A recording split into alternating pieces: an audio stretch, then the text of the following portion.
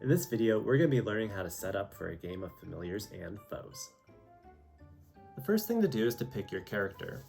There are 5 familiars to choose from. The characters are asymmetric, which means that each familiar is a little bit different. Some of them have a little bit more health, some have a little bit more magic, and each one has its own unique special ability. For this example, I chose Jinxie the Fire Familiar as my character. This is her character mat, and we're going to go ahead and equip it right now. So we'll start by taking her training scroll and placing it right on top of the advanced spell scroll. After that, we'll take the 6 white training scroll markers and place them in the little boxes right above the training scroll. Next, we'll take the red health point marker and place it right on top of the highest number in the health point meter. Similarly, we'll take the purple magic point marker and place it right on top of the highest number in the magic point meter. After that, we'll get our special ability gems and put them on the potion bottle over on the right side of the board. Then we have our good luck token. We'll place it right on top of the eye open symbol. And the last thing we need to do is we get the deck of artifact cards. We'll shuffle them up, pull one at random, and then place it on the artifact card area on the character mat. At this point, Jinxie is fully equipped and she's ready for action. Alright, I've gone ahead and set us up for a 3-player game here. All the familiar character mats have been fully equipped, so now we're just going to concentrate on setting up the game board. The first thing that we need to do is get the foe cards and divide them into 3 piles. We'll have the level 1 foes, the level 2 foes, and the level 3 foes, with the level 3 foes being the most difficult. We'll take each of those 3 piles and give them a shuffle.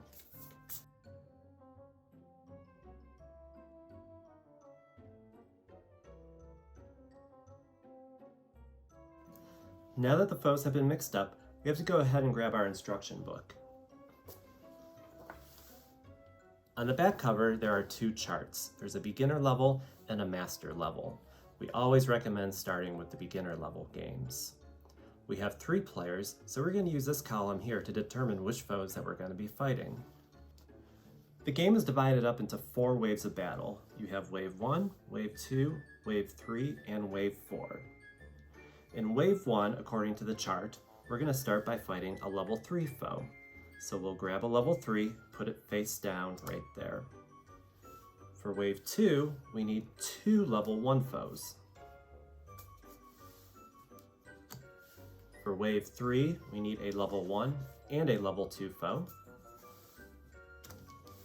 And for wave 4, we need a level 2 and a level 3 foe.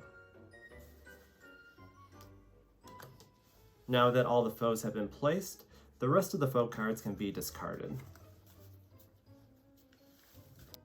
We'll also need to grab our health point markers for the foes.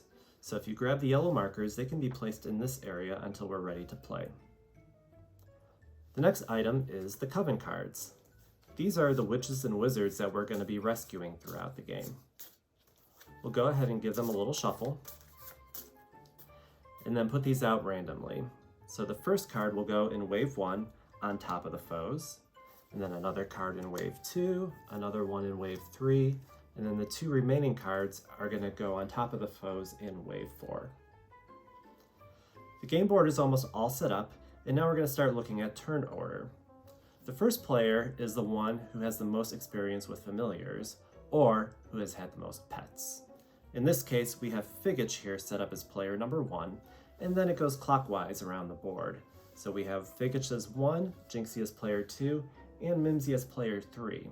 Now throughout the game, we're going to be doing actions on other people's turns, which can get confusing, which is why we have a turn tracker set up here.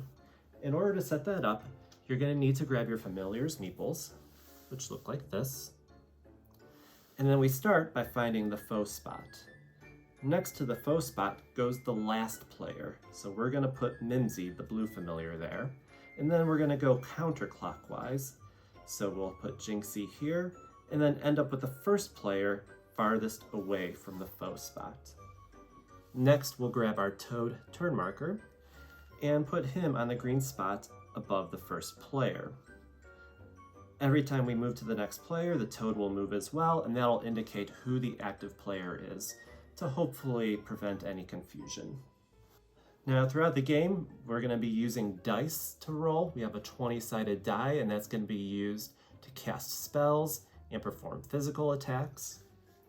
We also have a coin that's eyes closed on one side and eyes open on the other side. That'll be used for team attacks. It'll be used for advanced spells, maybe some artifacts. And if you don't care for flipping a coin, we have a couple cards here that you can use instead. Now that the game is all set up, we're ready to begin. If you want to learn about the gameplay of Familiars and Foes, you can check out our How to Play video.